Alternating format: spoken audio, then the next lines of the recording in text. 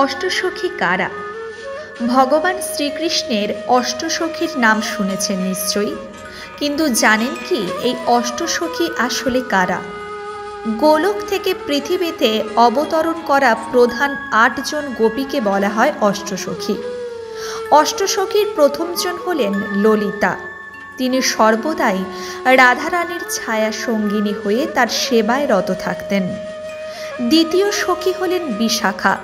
তিনি শ্রী রাধিকার পোশাক এবং অলঙ্কারের দায়িত্বে নিয়োজিত ছিলেন। তৃতীয় সখী হলেন চম্পকলতা।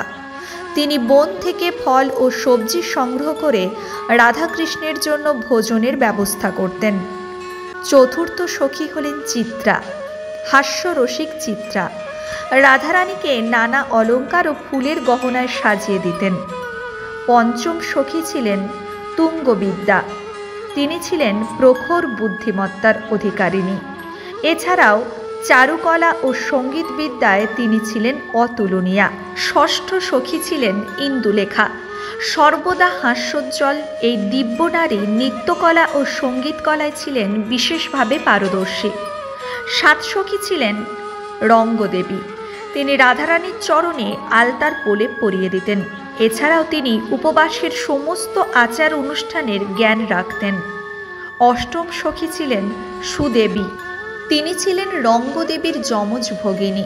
তিনি রাধারানীকে বিশুদ্ধ জল পান করানোর দায়িত্বে নিয়োজিত ছিলেন।